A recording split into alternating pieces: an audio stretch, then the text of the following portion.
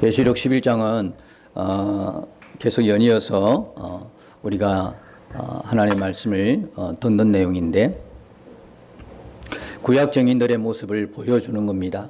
왜 보여준다고 말씀드렸습니까? 구약 증인의 이 사명을 신약 증인들이 그대로 물려받아야 되기 때문에.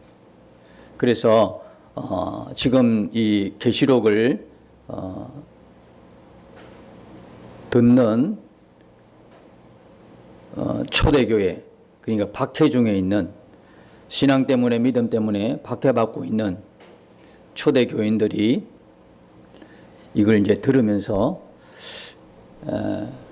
구약 증인들의 그 살아갔던 그 모습들을 보면서, 야, 앞으로 우리도 이렇게 이 사명 가지고 감당하면서 가야 되는데, 그럼 구약 증인은 어떻게 살았는지 그 모습들을 하나님께서 이렇게 계시록을 통해서 보여주시면서 위로하시고 격려하시고 또요 그들에게 믿음을 주시고 용기를 주시는 장면이 11장이에요. 그래서 구약 증인들의 삶이 여기 기록이 다 되어 있죠.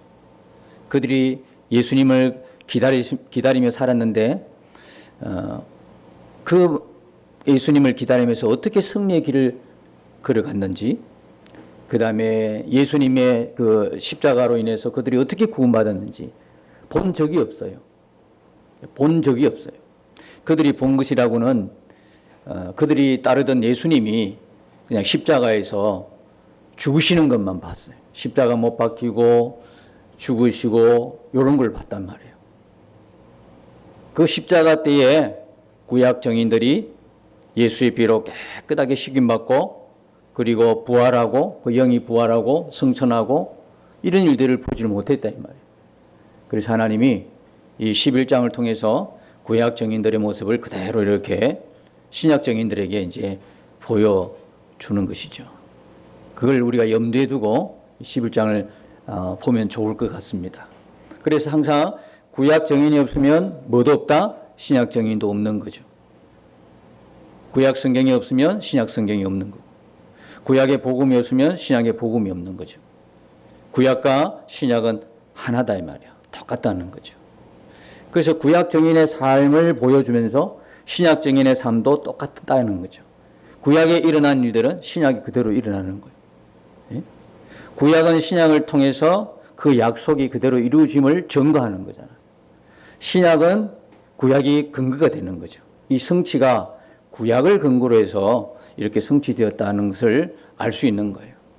그래서 우리가 이게 잘못됐다 잘됐다는 것은 성경을 통해서 분별하는데, 이렇게 구약이 바탕이 된 신약이 되어야 되는 것이고, 구약은 신약을 통해서 그것이 약속이 하나님의 약속이었다는 것을 증거하는 거죠. 이 두 개가 같은 평행선을 긋고 가는 거예요. 내용이 똑같은, 구약에서 있었다면 신약에도 그대로 있는 거예요. 왜? 구약은 다만 약속이고 신약은 그 약속에 대한 성취이기 때문에 내용이 똑같을 수밖에 없는 거죠. 그런 것을 배경으로 해서 보시면 이해가 좀 빠르게 올 겁니다. 자, 지금 이 11장에는 구약 증인이에요. 흔히 11장을 여러분들이 다른 쪽으로 이렇게 들어보시면 앞으로 일어날 어떤 일이라고 이렇게 말씀하시는 분도 있어서 좀 헷갈리는 게 있어요. 이게 예수님 재림 때 가까이 재림 때 일어난 일인 것처럼 두 증인도 그때 등장하고 뭐 이렇게 그렇게 이해를 하는 분들이 있어서, 이게 왜 구약 때 확실하게 일어났느냐 하는 것은 11장 전체를 보면 이게 구약 시대를 이야기하고 있다는 내용이 너무나 많아요. 너무나 방대해서 뭐 하나를 꼭 집어 이야기할 수가 없는데, 1절을 이제 보시면 또 내게 지팡이 같은 갈대를 주며 그랬어요. 이 갈대라는 거는 뭡니까? 청량 도구라고 그랬죠. 갈대를 주며 하나님의 성전과 제단과 그 안에서 경배하는 자들을 청량하되, 이 이야기는 무슨 이야기라고 그랬죠? 성도들을 이야기하는 거예요. 성도들을 수를 세라는 거죠. 성도들의 수는 세고, 근데 2절에 보면 이게 왜 구약이냐, 하늘 성전이 아니고 이게 왜 구약 성전이냐, 신약에는 구약 성전이 없으니까 성전 바깥 마당은 이 이야기가 나오면 이건 구약 시대를 이야기하는 거예요. 그리고 하늘 성전에는 성전 바깥 마당에 있을 수가 없죠. 이 성전 바깥 마당은 청량하지 말고 그냥 두라. 이것은 이방인에게 주어선적 그들이 거룩한 성을 42달 동안 짓밟으리라 말씀하고 있죠. 그러면 이 성전 바깥 마당이 누구 거라는 거예요? 이방인의 처소가 있는 거다 이 말이에요. 그러면 하나님의 나라에 하늘 성전에 이게 있다면 큰일 나죠. 하늘 성전에는 이방인 존재가 없어요. 성전 바깥 마당도 존재가 없어요. 그렇죠? 그럼 이게 구약 성전을 이야기하고 있는 거죠. 구약 시대를 지금 이야기하고 있다. 그러면 이방인들의 수는 셈하지 말아라는 거예요. 왜? 뭐 하기 때문에? 이들은 구원 못 받는 수다 이 말이에요. 이들은 천국을 못 가는 수다 이 말이에요. 그러면 여기에 대해서 셈하지 말라는 이야기는 가치가 없다는 이야기예요. 별 가치가 없다는 이야기거든. 성도들만 셈하고 이방인은 어차피 심판받는 그 날만 남았으니까 심판날만 기다리는 그들에게는 모든 날들이 뭐냐면 무가치한 날이라는 거야. 하나님 보실 때는 예수님을 모르고 예수님 없이 살 그때가 아무리 화려해도 아무리 유명해도 아무리 소문나도 누구나 부러워하더라도 하나님 볼 때는 가치가 없는 거다 이 말이에요. 우리의 날수가 가치 있는 거는 예수님을 만났기 때문에 가치가 있는 거거든요. 모든 날의 가치는 뭐에 의해서 결정되냐면 예수 그리스도의 피에 의해서 결정이 난다 이 말이에요. 정결하는 것도 예수의 피지만 모든 것을 깨끗하게 하고 정결하게 하고 하나님의 소유로 돌리는 것도 예수의 피지만 우리 인간의 가치도 누구에서 결정되냐면 예수님이 흘리신 피에 의해서 결정이 난다 이 말이에요. 그러니까 우리가 예수님을 알지 못했을 때에 그 높은 명성을 갖고 있고 지혜를 갖고 있고 부를 갖고 있다고 해도 하나님 눈에는 그게 가치 있는 게 아니라 이 말이에요. 우리끼리는 가치가 있어 보여. 근데 이거 금방 이해가 갈 수 있는 부분이에요. 하나님이 온 인류의 모든 재산을 통틀어 다 하나님이 보신다고 합시다. 그게 하나님 앞에 뭔 가치가 있냐고. 천하 만물의 창조주 앞에 우리가 가진 부라는 거, 우리가 가지고 있는 돈이라는 거, 우리가 가지고 있는 명예라는 거, 우리가 가지고 있는 게 뭐가 가치가 있겠냐고. 금방 이해되는 부분 아니겠어요? 그래서 하나님이 보실 때 가장 가치 있는 인생은 뭐냐면 예수의 피가 있는 인생이단 말이에요. 유월절이 있는 인생이단 말이에요.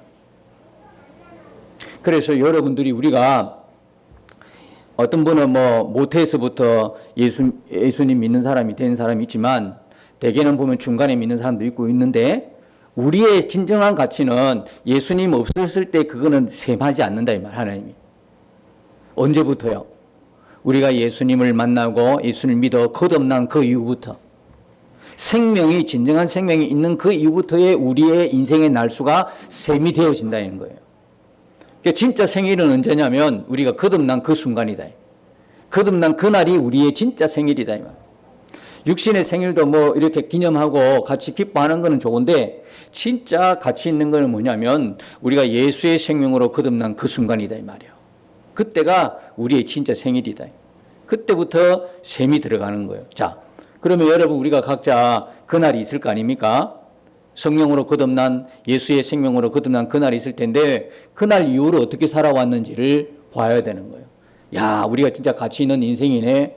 하나님께서 그날 이후부터 우리를 가치 있는 날로 셈을 했다 그러면 그 셈하는 하나님 앞에서 그날 이후의 삶은 어떠했느냐를 우리가 한번 봐야 되는 거죠. 오늘 마찬가지로 11장에 보면 우리가 감당 못할 은혜가 있다고 제가 말씀을 드린 거예요. 왜 말씀을 드렸냐면 부활이 있지요. 성천하지요. 그리고 오늘 우리가 읽었던 본문에 보면 찬양하고 있어요. 어디서요? 이들이 구약 정인들이 하늘나라에서 하나님 보좌에서 찬양하고 있는 모습이 나와요. 그럼 우리가 볼 때는 너무 감격스럽잖아요. 힘들고 어렵고 고난 가운데 이 초대 교인들도 성도들도 구약의 정인들도 이렇게 살아오면서 부활 하나를 바라보고 왔다 이 말이에요. 그리고 하나님 나라를 위해서 왔다 이거죠. 그 나라에서 찬양하는 모습을 보고 있어요. 얼마나 감격적이에요. 그런데 우리가 하나 더 나가서 생각해야 되는 거예요. 그러면 이렇게 부활이 있고 하나님 나라가 있고 하나님 나라에서 찬양하는 우리의 삶은 어때야 되느냐? 이후로 어떻게 해야 되느냐 이거죠. 왜 이 모습들을 다 보여주십니까? 우리에게. 우리는 어떠한 삶을 살아야 하는지를 도전하게 하시는 거예요. 어떻게 살아야 되지요? 천국이 있어요. 부활이 있어요. 하나님 보좌 앞에 찬양하고 있어요. 그럼 우리는 어떻게 살아야 되죠? 이걸 우리로 숙제로 남겨 주신단 말이죠. 자, 이렇게 2절에 끝에 보면 거룩한 성을 42달 동안 짓밟으리라 그래서 42달은 어떤 기간이죠? 42달은 연수로 하면 3년 반이에요. 일수로 하면 1260일이에요. 때로 이야기하면 한때, 두때, 반때예요. 다니엘서에 나오는. 자, 이 42달 동안 이 이방인들이 거룩한 성 예루살렘 성을 짓밟아요. 그럼 이 꼭 42달만 이겠어요? 그들이 예루살렘을 핍박하는데 42달만 이겠어요? 이 숫자는 그 숫자가 아니죠. 이 숫자는 이방인들이 구약의 정인들을 박해하는 상징적 숫자인 말이에요.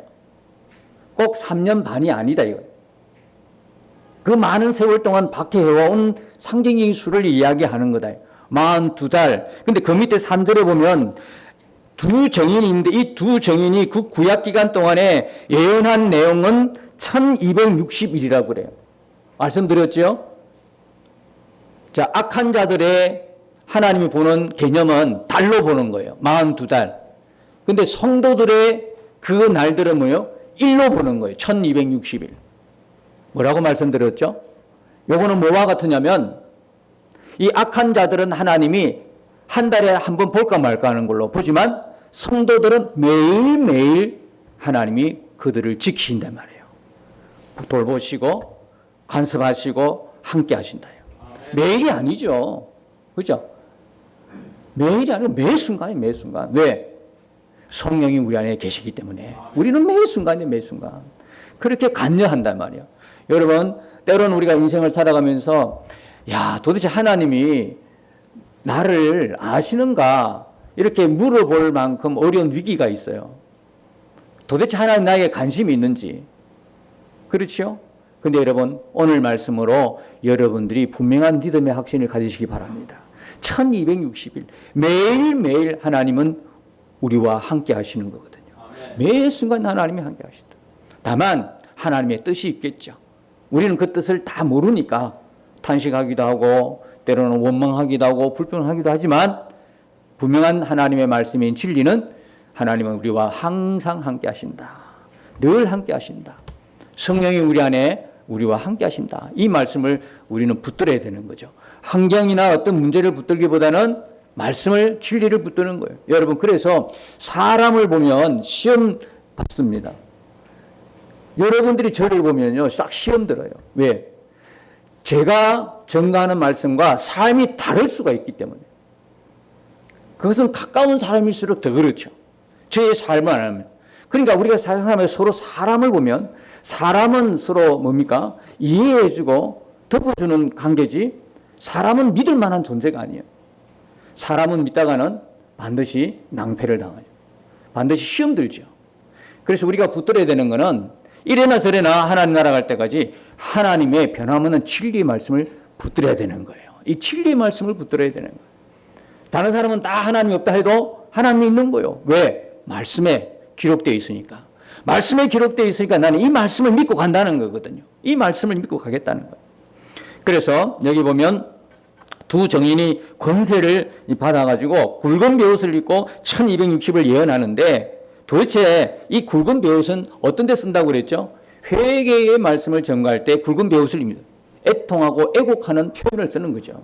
그래서 이 정인들이 1260 구약 정인들이 뭘 증거했냐면 회개하라는 것을 선포했다는 거예요. 회개하라. 오늘날로 이야기하면 천국이 가까웠으니 회개하고 복음을 믿으라 이랬겠죠. 예. 때가 가까웠으니 마가복음 1장 15절처럼 때가 가까웠으니 하나님 나라가 가까웠으니 이제는 회개하고 복음을 믿어라. 예수를 믿어라. 이렇게 했겠지요. 그렇죠? 이런 이야기를 했단 말이에요. 이런 복음을 증거했다. 구약이나 신약이나 복음은 다 똑같은 복음이에요. 다른 게 하나도 없어요.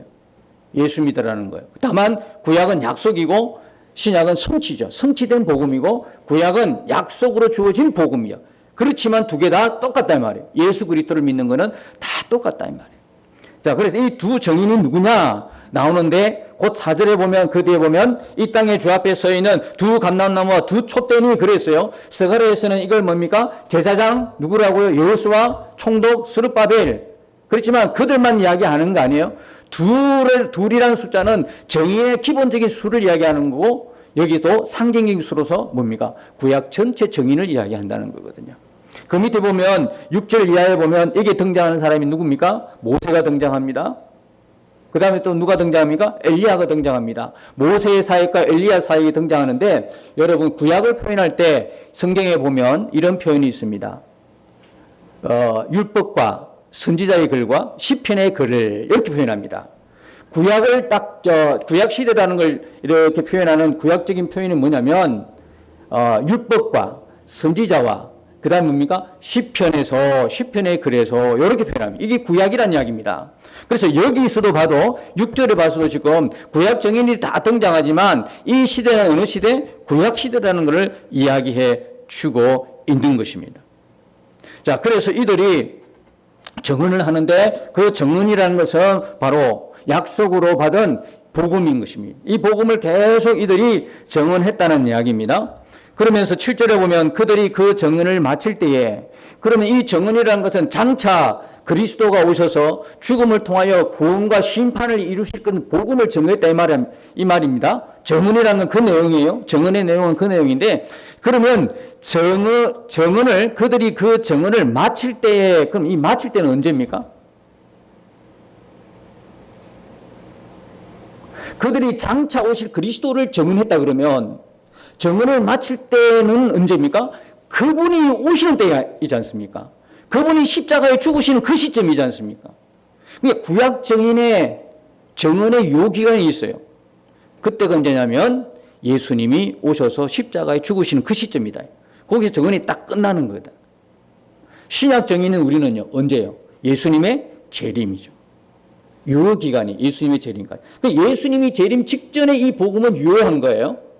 생명의 역사가 나타나는 거죠. 예수님 재림하고 난 이후에는 유효하지 않아요. 그때는 이미 끝났으니까요. 그러니까 우리가 복음을 언제까지 전해야 되냐? 예수님이 오시기 전까지 열심히 전해야 된다. 예수님이 오고 난 뒤는 이미 모든 게 종결이다. 끝나는 겁니다.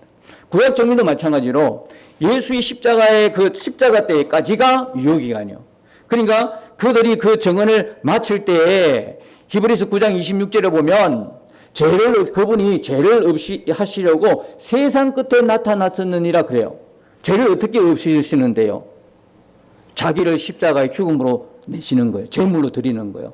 그 앞에 보면 그냥 제물이 아니라 단번에 제물로 드리신다라는 표현이 있어요. 왜 단번이니까? 단 한 번으로. 만약 이 용어가 없으면 예수님 십자가 죽으심으로 죄를 없이 한다면 계속 죽으셔야 되는 거거든요. 단번이라는 건 예수님의 한 번의 십자가 죽음을 통해서 구약이 지금까지 피해 제사를 드렸던 모든 제사가 예수님의 단 한 번의 십자가 죽음으로 모든 걸 끝냈다는 이야기거든요. 그때가 언제예요? 세상 끝이라는 거거든요. 그러니까 이 세상 끝에 그분이 죄를 없애라고 나타나셨는데 지금 정언이 마칠 때는 이때는 언제냐면 정언이 마칠 때고 세상 끝이고 구약의 끝이고 십자가 때라는 거거든요. 구약의 끝을 성경은 뭐라고 하냐면 세상 끝이라고 이야기해요. 그리고 히브리서 1장에 보면 뭐라고 해요? 하나님께서 옛적에 구약 시대에 조상들에게 구약의 정인들의 조상들에게 뭐로 말씀 누구를 통해 선지자를 통해서 여러분과 여러 모양으로 말씀하신 하나님께서 이 모든 날 마지막에는 누구를 통해서 아들을 통하여 말씀하셨나니 그러니까 예수님이 오시는 그때가 마지막이다 마지막 끝이다 말이에요. 세상 끝. 자, 이 개념을 잘 이해하셔야 돼요.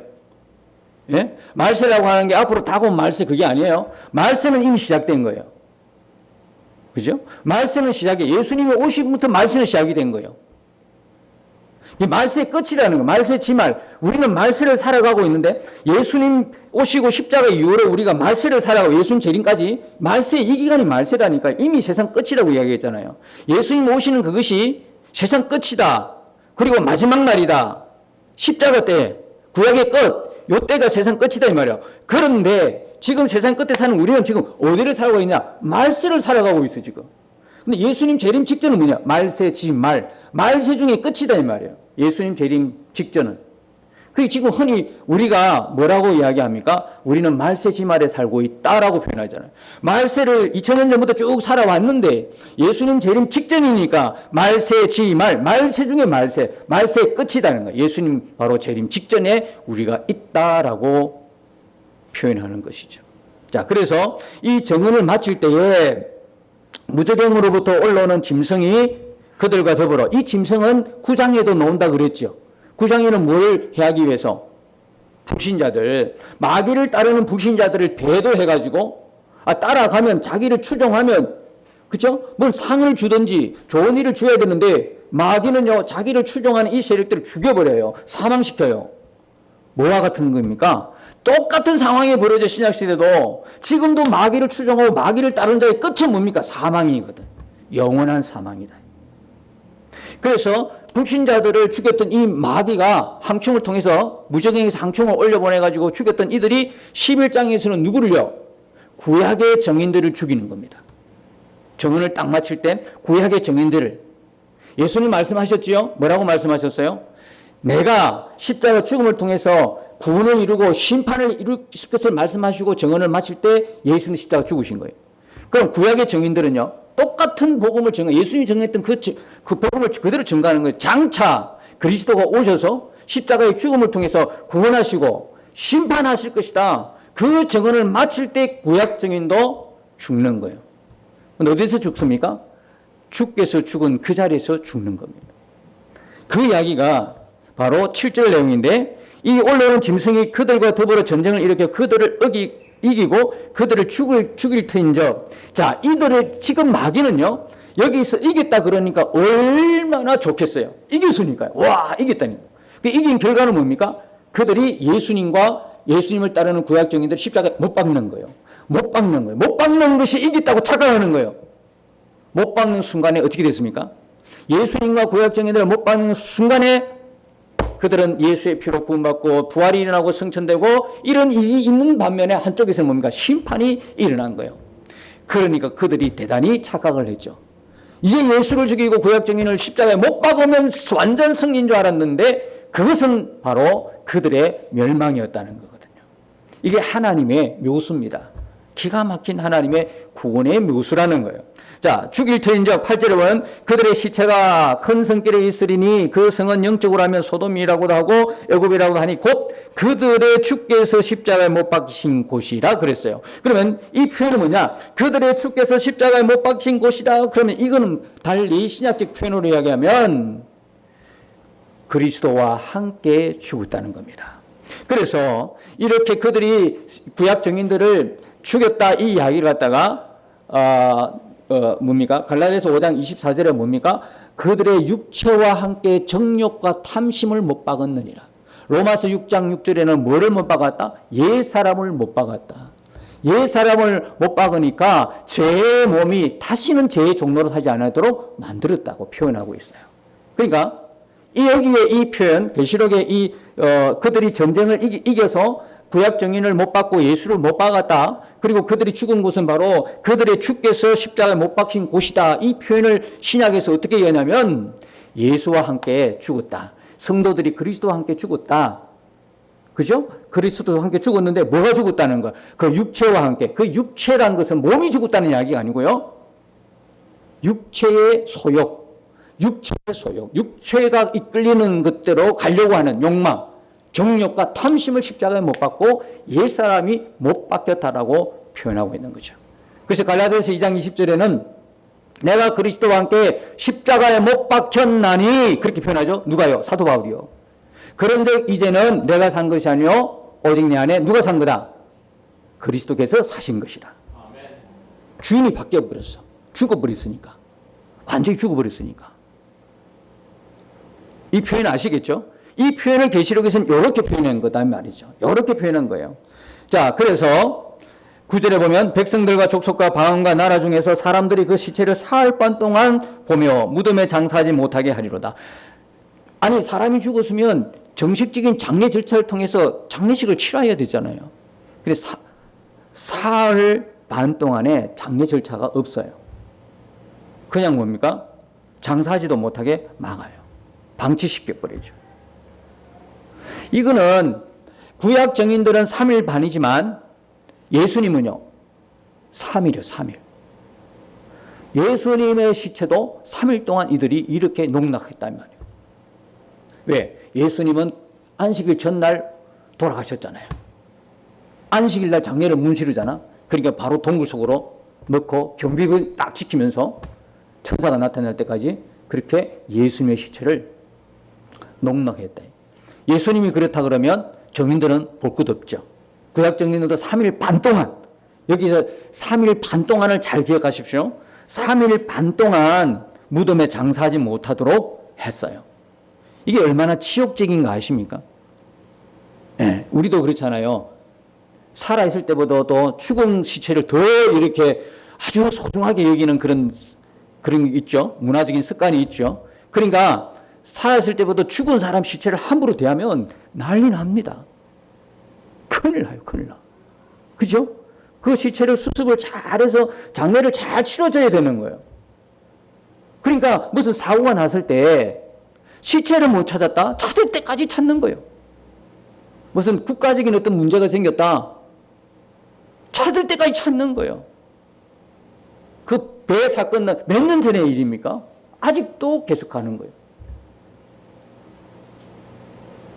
그런데 이 시체를 방치해버리는 거예요. 장례 절차가 없어. 구약 정인들도 왜? 그 이유가 있죠. 10절에 보니까 이 두 선지자가 땅에 사는 자들을 괴롭게 한 거로 땅에 사는 자들이 그들의 죽음을 즐거워하고 기뻐하여 서로 예물을 보내리라 하더라.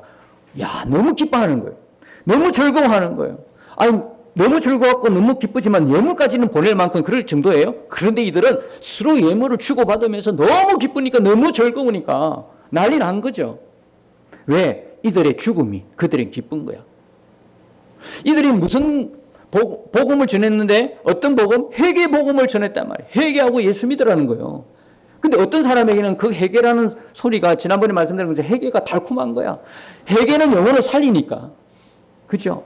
복 받으라 뭐 받으라 이게 아니고 잘 될 것이다 이게 아니고 너 이렇게 살면 죽어. 너 영혼이 죽어. 이렇게 살면 안 돼. 예수 바로 믿어. 지금 그렇게 살면 그대로 가면 안 돼. 직행하면 안 돼. 스톱해. 멈춰. 돌아서. 예수께 돌아서. 그건 믿는 게 아니야. 그렇게 회개 복음을 간절하게 전하면 그걸 받아 먹는 사람이 맞아. 내 영혼이 살 길이 이 길이야 하고 어떤 사람은 그 회개의 복음을 달콤하게 받아 먹어 오히려. 그리고 돌았어. 이게 아니지. 돌았어. 근데 어떤 사람에게 회개의 복음은요. 듣기가 싫은 거야. 이들이 누굽니까? 악을 즐기는 자들이다 이 말이에요. 악을 지금 즐기고 있는데 회개하라고 그러면 듣기 좋습니까? 그러니까 뭘 던져요? 돌 던진다 이 말이에요. 돌 던진다. 그들이 이들의 죽음을 그렇게 기뻐하는 거예요. 그렇게 즐거워하는 거예요. 서로 막 선물 주고받으면서. 그죠? 여러분 우리는요. 그 성경에서 우리의 폐부와 가슴을 찌르고 마음을 찌르는 음성을 듣기를 사모해야 되는 거거든요. 회개하라는 이 음성을요. 그냥 이대로 사는 게 제대로 잘 사는 것이냐? 전혀 거기에 대한 말이 없어. 죄를 짓고 살아고 옆길로 가도 하나님 뜻이 아닌데도 그냥 내버려둬 방치는 거예요. 방치하는 거예요. 영혼이 죽든 말든 방치하는 거거든요.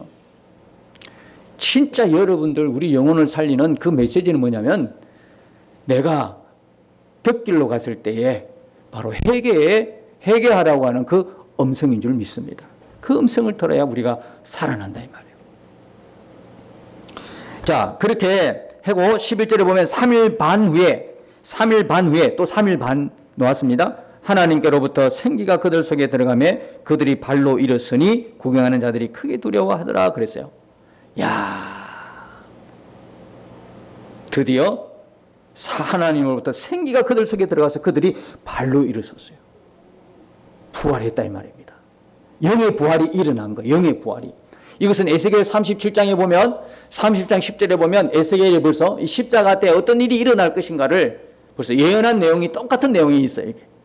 그러니까 여러분 계속 이야기하지만 이 계시록의 내용은 구약을 바탕으로 하고 있는 거죠. 이미 구약에 예언된 내용이 그대로 지금 성취되고 있는 내용이 뭐다? 계시록의 내용이지 앞으로 일어날 우리도 모를 먼 미래의 사건이 절대 아니라는 것은 구약의 내용 그대로 여기 그대로 들어오잖아요. 이것뿐인지 아십니까? 오늘 읽었던 18절의 내용들, 이 내용도 시편 2편의 문제, 2편에 예언된 내용이에요. 그리스도가 오셨을 때 이방 나라들이 어떻게 예수를 만나는가?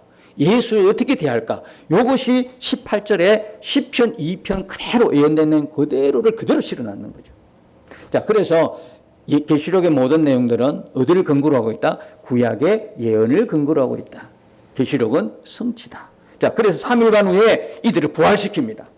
예수님 며칠에 부활되셨어요? 예수님은요? 3일. 예수님은 3일. 구약 정인들은 며칠? 3.5일. 3일 반. 그러니까 이게 보면 3일 반 후에, 후에란 것이 원어로 보면 메타라고 하는 뜻인데요. 그거는 연이어 곧바로 이런 뜻입니다. 연이어 곧바로 부활이 일어난 거예요. 예수님 부활이 일어난 동시에 일어난 거예요. 그에 동시에 일어난 거예요. 동시에. 그걸 여기서 표현은 뭐냐면 예수님은 3일 만에 부활하셨고 성도들은 3일 반, 3.5일 만에 부활했다. 이렇게 표현한 거예요. 그러나 이 표현이 뭔 간격이 있는 게 아니고 뭡니까? 바로 동시에 일어났다는 거예요. 여러분, 근데 이건 영의 부활입니다. 사람들이 봤을까 안 봤을까? 못 본 거예요, 영의 부활. 신령한 몸의 부활은 언제 일어난다고요? 재림 때. 예수님 재림 때 일어나요? 헷갈리면 안 돼요. 예, 이거는 그냥 영의 부활이지 신령한 몸의 부활 아니라는 겁니다. 그럼 재림 때 일어난 거고요. 영의 부활이니까 사람이 못 봤어. 근데 하나님의 의도는 뭐냐면 이렇게 성도들이 부활한다는 걸 보여주고 싶으신 거야. 그래서 마태복음 27장 53절을 한번 찾아보세요. 마태복음 27장 53절.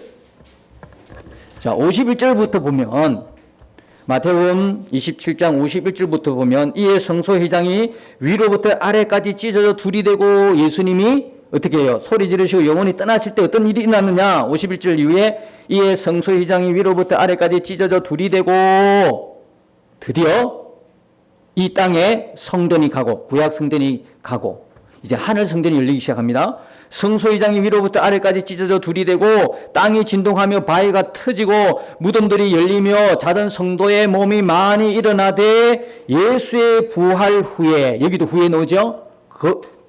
연이어서 예수님 부활하고 바로 후에 그들이 무덤에서 나와서 그들이 누굽니까? 구약 정인들이죠. 그들이 무덤에서 나와서 거룩한 성에 들어가 많은 사람에게 보이니라. 백부장과 및 함께 예수를 지키던 자들이 지진과 그 일어난 일들을 보고 심히 두려워 이르되 이는 진실로 하나님의 아들이었도다 하더라. 여기도 뭐죠? 그러니까 하나님이 요 부활의 장면을 보여주고 싶으신 거야. 그러니까 예루살렘 근처에 살던 구약 정인들의 무덤에서 몇몇을 견본으로 표문으로 다 일으킨 것이 아니라 견본으로 몇몇을 이렇게 세워서 부활했다는 걸 보여주는 거예요. 성도들이 부활했다는 걸 보여주는 거예요. 초대교회 성도들 지금 믿음 지키기 위해서 목숨 내놓고 복음 전하는 이들의 눈에서 이 장면은 어떻게 비춰졌을까? 그때가 그때였네. 자기들은 어디에 초점을 맞췄을까요? 예수님 십자가 죽는 거에만 초점 맞춘 거야. 그리고 그 뒤에 부활 일어난 거 별로 신경 안 써서 그때가 그때였구나. 얼마나 놀랐겠어요. 얼마나 감격적이었겠어요. 그렇죠? 다시 돌아와서 계시록으로 돌아가면 자, 이래서 하나님이 보여주시는 거야. 몇몇을 이렇게 대표적으로 이렇게 세운 거야. 부활시켜가지고 딱 보여주시는 거야. 우리에게 뭐가 있다? 부활이 있다는 거거든요. 우리에게 부활이 있다는 거거든. 구약 정인들이 이렇게 부활했다는 걸 보여주시는 거예요. 누구에게? 지금 목숨이 위태로운 정인으로 살아가는 이 계시록을 받는 사람들에게. 그러면 이것은 누구에게 주시는 거다? 우리에게 주시는 음성이다. 우리에게 주시는 말씀이다라는 거예요. 오늘 신약 정인들은 우리에게도 동일하게 이 말씀을 주시는 거예요. 우리에게 뭐가 있다? 부활이 있다는 거다. 죽음은 끝나는 게 아니고 부활이 있다는 거거든요. 12절에 보면 하늘로부터 큰 음성이 있어 이리로 올라오라. 누구 마음대로? 이걸 그냥 지나치면 안 돼요. 이리 오라오라. 이 말씀이 내게 주신 말씀으로 들려줘야 되는 거거든. 그 누구에게는 이게 자기에게 들려지는 말씀이 아니야. 남 이야기처럼 들리는 거야. 그러면 큰일 난다는 이야기거든. 일리 오라. 이 이야기는 뭐냐면 아무나 하나님 나라에 갈 수가 있다 없다? 없다는 이야기예요. 누가 하셔야 돼요? 하늘로부터 큰 음성에서 이리로 올라오라 허가를 받아야 된다는 거거든요. 허가 받지 못하면 가고 싶어도 못 가요. 근데 누가 가요? 근데 누가 허락을 받아요? 예수의 피가 있는 사람. 예수의 피가. 여러분, 그들이 십자가에 못 박혔다는 이야기는 다른 말로 이야기하면 이런 말이에요. 예수의 피로 씻음 받았다는 이야기예요. 십자가에 못 박혔다는 이야기는 예수의 피로 씻김 받았다는 이야기거든요. 자, 구약 성도들은 지난번에도 한번 말씀드렸었어요. 구약과 신약의 차이가 있잖아요. 구원받는 시점의 차이가 있고 방법이 약간 달라요. 신약 우리는 어떻게 예수의 피로 씻김 받고 구원받습니까? 어떻게? 예수를 믿는 동시에. 예수님이 이미 오셨기 때문에. 그죠? 이미 오셨고 우리 가운데 계셨기 때문에 예수 믿는 동시에 일어난 일이 뭐냐면 십자가의 피로 깨끗함을 입는 거예요. 내가 십자가에 죽었다는 이야기예요. 죽고 나의 주인이 누구다? 이제 예수님이 되었다. 이게 영적인 일이라. 이게 영적인 일이라. 이 구약에 있던 이 장면들을, 계시록 이 장면을 못 본 것처럼 우리도 그걸 본 적이 있어야지. 눈으로 안 봤으니까 이게 안 믿어져. 그때는 얼른 우리는 어떻게 해야 돼? 말씀으로 돌아가야 되거든. 하나님의 말씀이 그렇다 그러면 아멘인 거거든요. 진리거단 말이에요. 그러면 우리가 우리 눈으로 보고 판단할 것이 아니라 하나님 말씀을 보고 아멘 하는 게 이게 믿음이다. 이게. 꼭 우리 눈으로 봐야 이게 믿을 거겠습니까? 그건 믿음이 아니지. 진짜 하나님 말씀이 내 상황은 내 주변 나는 안 봤어. 아무런 증거도 없어. 그렇지만 하나님의 말씀이 그렇다 그러면 아멘. 이게 진짜 믿음이거든. 근데 성령이 그 믿음을 우리에게 이미 주셨단 말이에요.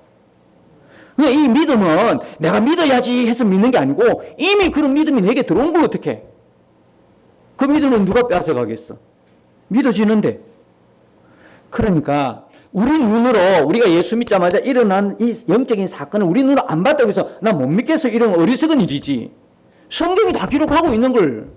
그래서 우리는 예수 믿는 동시에 이 일이 벌어져요. 영적인 일이 벌어져가 예수 피로 이미 씻김 받았어. 씻김 받아가지고 예수와 함께 죽어버려서 나의 주인이 예수님이야. 그렇기 때문에 이렇게 된 사람이 지금 어디에요? 보좌에 있잖아, 보좌에. 그게 에베소서 2장의 말씀이라고 계속 말씀드린 거잖아요. 저와 여러분은 여기에도 존재하지만 하나님 나라에도 존재한다 이 말이에요. 그러니까 신분증이 두 개지. 이 땅에 주민등록증이지. 하늘에 뭐가 더 있어? 시민권도 있잖아. 사도 바울도 그러면 미친 사람이에요? 내가 이렇게 설교하니까 이건 안 믿어질 만한 거예요. 그럼 사도 바울이 미쳤네. 하늘 시민권이 있다고 그랬잖아요. 이게 영적인 일이라 이게 동시에. 아시겠죠?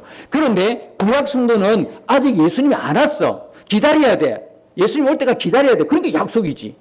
이 사람들은 약속만 받고 있는 거야. 어떻게 생각하면 신약적인보다 구약적이 좀 대단하다고 볼 수가 있어. 약속만 믿고 간 거야. 그 대단한 것도 없어요. 왜? 약속을 믿는 믿음 따지도 하나님이 그들에게 주셨기 때문에. 그 약속을 붙들고 간 거죠. 그 약속. 그래서 뭡니까? 요한복음 8장 56절에 보면 네 조상 아브라함은 나의 때에 볼 것을 절구하다가 보고 기뻐하였다고 표현하고 있어요. 아니 아브라함이 도대체 몇 년도의 사람이야 아브라함이. 우리하고는 정말 이 비교가 자체가 안 되잖아. 근데 그 아브라함조차도 기다리고 있었다는 거야. 누가 올 때까지? 약속의 메시아 그리스도가 올 때까지. 오셔서 뭐 할 때까지? 십자가 죽으실 때까지. 십자가 피 흘려 주실 때까지 기다리고 있었다는 거예요. 그래서 나의 때에 볼 것, 이건 나의 때는 십자가 때를 이야기하거든요. 나의 때에 볼 것을 절구하다가 보고 너무 기쁜 거야. 왜? 자기는 알았어. 그 약속 그대로 믿었기 때문에. 왜? 예수님 오셔서 나를 예수의 피로 깨끗하게 씻기시고 구원하실 것을 알았다 이 말이에요. 그걸 아는 사람이 예수 보니까 너무너무 간절히 기다려지고 너무너무 좋은 거야, 기쁜 거야. 그게 아브라함이었어요. 아브라함은 그랬을까요? 구약 성도들 전체가 다 그랬다. 구약 성도들 전체가 어떻게 구원받았냐? 그건 기다렸다. 십자가 때만 기다렸다. 그리고 십자가 때가 딱 와서 그들이 이제 단체적으로 일시에 14만 4천. 구약 정의 모두 꼭 14만 4천은 정해진 숫자 아니라고 그랬죠. 구약의 모든 성도들, 모든 정인들이 한꺼번에 십자가 못 박혀 죽고 피로 씻음받고 하늘나라 승천하고 그리고 찬양하고 있는 장면이 11장 내용이다 이 말이에요. 우리에게는 이런 황홀한 날이 있습니다. 여러분, 우리에게는요, 이 땅에서 정말 어렵고 힘들게 살지라도 이 부활을 바라보면서 우리가 하나님과 함께 영원토록 하나님 나라에 영원토록 하나님을 찬양한다는 이 믿음을 잊어버리면 안 된다고. 성경에서 계속 절기를 지키라는 이야기는 딱 한 가지예요. 잊지 말라는 거거든. 기억하라는 거거든. 절기는 귀찮은 게 아니고 절기는 매년 돌아오는데 우리 보고 귀찮게 지키라는 것이 아니고 잊어버리니까. 우리들의 유월절은요, 매일 매순간이에요. 절기는 1년에 4번, 5번 오는 게 아니고 우리에게 매일은 절기를 지키는 날이다 이 말이에요. 왜? 우리에게는 유월절 어린 양의 피가 있기 때문에. 피가 있는 인생은 매일 매순간이 절기를 기쁨으로 지키는 사람들이다 이거예요. 왜? 그들에게는 구원이 있기 때문에.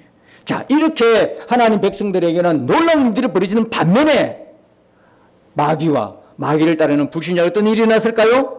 13절이죠. 그때 큰 지진이 나서 성 10분의 1이 무너지고 지진에 죽은 사람이 7천이라 심판이 임한 거예요.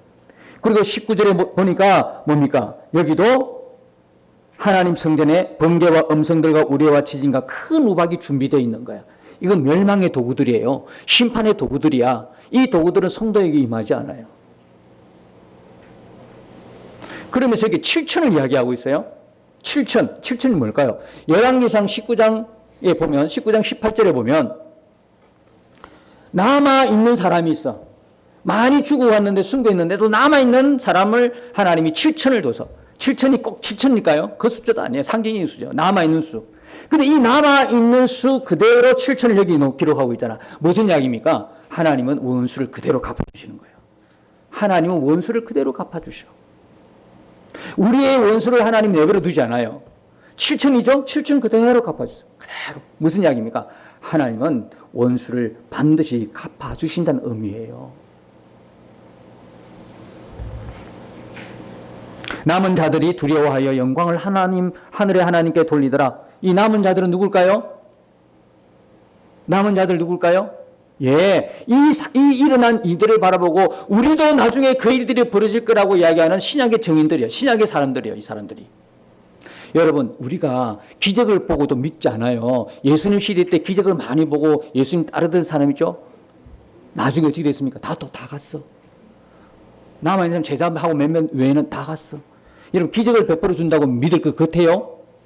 기적을 베풀어서도 안 믿는 사람은 이런 일이 있더라도 안 믿고요. 이런 일이 일어나면 어떤 일이요? 이를 가라. 하나님을 원망하지요. 믿을 생각 없어요. 그러면 이 남은 자들이 누굴까요? 이 남은 자들은 회개 안 하다가 회개한 사람이 아니라 이 모든 것들이 그대로 믿음으로 바라보는 신약 성도들이에요. 자, 이거는요, 재림 때 일어나는 일이에요. 재림 때는 남아있는 사람들이 있으면 큰일 나요. 성도 중에는 재림 때 남아있는 한 명도 다 올라가 없어. 이 땅에 남아있으면 그 사람들은 애통하고 애곡하고 드디어 심판을 기다리는 그런 사람들이다 이 말이에요. 그래서 이때는 반드시 십자가 때 일어난 일들이다. 그리고 15절 이하에는 7대 천사가 나팔을 부는데 그때 일어나는 게 뭐냐면 첫 번째 이 11장에는 이들이 구약 정인들이 하늘에서 다 큰 음성으로 하나님을 찬양하는 장면이 나오고요. 12장에 나가면 하늘 전쟁이 있어가지고 마귀가 쫓겨나고 이 용이 교회를 핍박하는 장면이 오고 13장에 넘어가면 666이 등장해. 땅의 전쟁 666이 등장하고 14장에는 666을 받지 않고 믿음을 지키는 14만 4천이 또 등장해요. 겹쳐서 등장한다 그랬죠? 인과 나팔과 대접은 겹쳐 있는 것이지 시간적 배열이 아니라는 거예요. 그러니까 계속 오게 돼 있는 거죠. 자, 그래서 오늘 결론은 뭐냐? 하나님을 찬양하는 이 찬양의 모습들을 자세히는 살피지 못해 안타깝지만 그 결론은 하나입니다. 하나님께서 우리와 늘 항상 함께 계십니다. 내가 나의 두 정인 그랬잖아요. 그리고 권능을 줬잖아요. 구약 정인에게 준 이 권능은 신약을 살아가는 우리에게 주신 권능이거든요. 그 이야기는 뭐냐면 두려워하지 말라는 거예요. 내가 너와 항상 함께 하느니라. 어떤 문제 때문에 어떤 난관 때문에 부딪혀 그게 두려워하고 떨고 무서워하지 말라는 거예요. 내가 너와 함께하면 능히 이기고 승리한다는 이야기죠. 우리는 하나님 없어 망하는 거죠. 하나님만 계시다면 어떤 실패도 어떤 어려움도 그것은 하나의 과정이지 결과가 아니다 이 말이에요. 하나님이 우리 인생의 결론이 되어주시면 우리 인생은 결국 성공하게 된다 이 말이에요. 자, 그리고 부활이 있잖아요. 하늘나라 찬양이 있잖아요. 기가 막히죠. 여러분, 오늘 이 부활신앙 다시 회복해서 우리가 어떤 어려움이 있어도 어떤 문제 가운데 있어도 이 구약 증인들의 이 모습이 내 모습인 것을 믿으시고 여러분들이 가정 속에서 좌절하고 절망하지 마시고 이 과정을 지나가면 하나님이 약속한 또 다른 믿음의 놀라운 일들이 있다는 것을 기억하시고 이번 한 주간도 그 믿음으로 여러분들의 문제, 여러분들의 난관, 여러분이 뚫고 나가야 될 그것들에 대해서 두려워하지 말고 믿음으로 승리하는 저와 여러분 되시기를 예수님 이름으로 축복합니다. 주와 함께 싸워 승리하리라. 날마다 믿음으로 나 살아가리. 날마다 믿음으로 나 살아가리.